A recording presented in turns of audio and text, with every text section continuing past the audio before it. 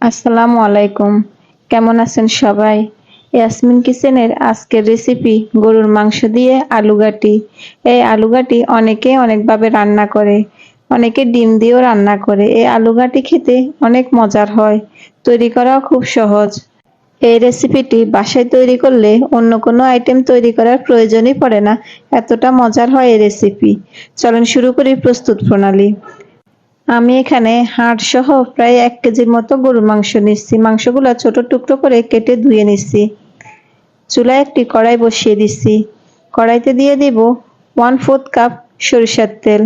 দিয়ে দিব আস্ত গরম মশলা, 2টি তেজপাতা, 2 টুকরো দারচিনি আর 3-4টা এলাচ।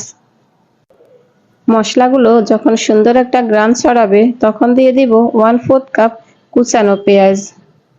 পেঁয়াজগুলো হালকা লাল করে ভেজে নিব। পেঁয়াজ লাল হয়ে আসলে দিয়ে দিব 1 চা চামচ আদা বাটা, 1 চা চামচ রসুন বাটা। আদা রসুনগুলোকেও কিছুক্ষণ ভেজে নিব যাতে করে আদা রসুনের কাঁচা গন্ধটা চলে যায়। আদা রসুন 1 মিনিট ভাজা হলে দিয়ে দিব 1.5 চা চামচ জিরার গুঁড়া, 1.5 চা চামচ ধনিয়ার গুঁড়া, 2 চা চামচ মরিচের গুঁড়া। ঝালটা আপনাদের পছন্দ মতো দিতে পারেন। আর দেব 1 চা চামচ হলুদের গুঁড়া। এখন মশলাগুলো 2 মিনিট কষিয়ে নিব।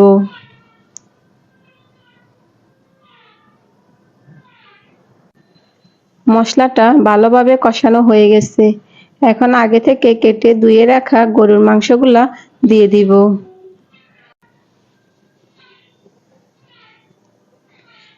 কিছুক্ষণ নেড়ে চেড়ে ঢাকনা দিয়ে মাঝারি আঁচে 10 থেকে 15 মিনিট কষিয়ে নিব।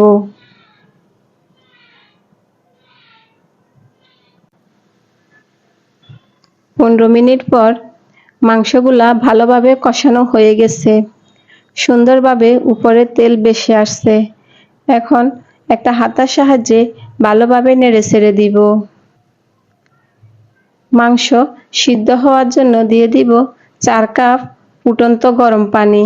আমি এখানে 4 কাপ পানি ব্যবহার করছি। আপনারা আপনাদের প্রয়োজন মতো পানি দিয়ে দিবেন।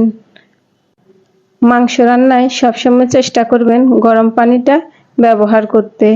আমি এখানে দিয়ে দেব স্বাদ মতো লবণ। লবণ দিয়ে নেড়ে চেড়ে ঢাকনা দিয়ে দিব মাংসটা সিদ্ধ হওয়ার জন্য।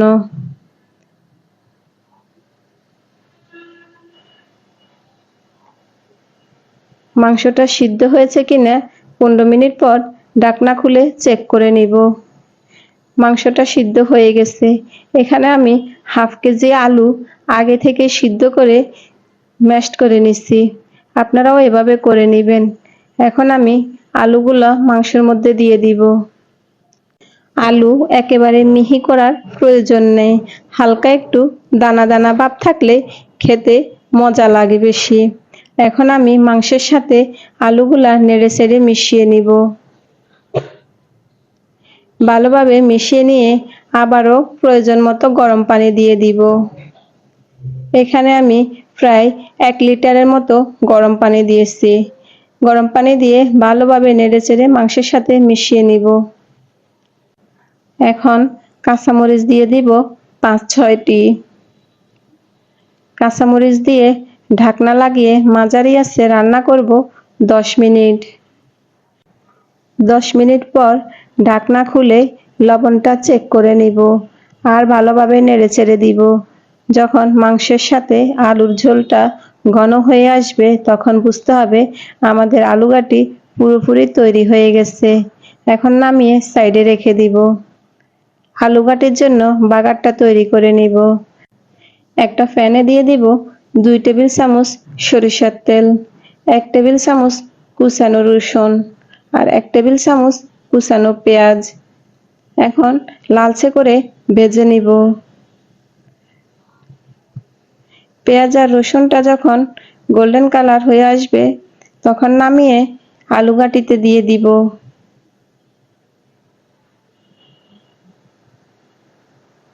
বাগারটা দিয়ে নেড়ে ছেড়ে দিব।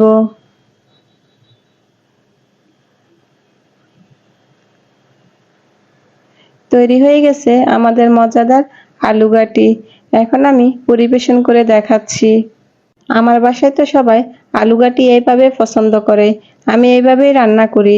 আপনারাও বাসায় রান্না করবেন আর কমেন্ট করে জানাবেন কেমন হয়েছে। এই রেসিপি যদি আপনাদের ভালো লাগে তাহলে অবশ্যই লাইক, কমেন্ট, শেয়ার করবেন আর সাবস্ক্রাইব করতে ভুলবেন না।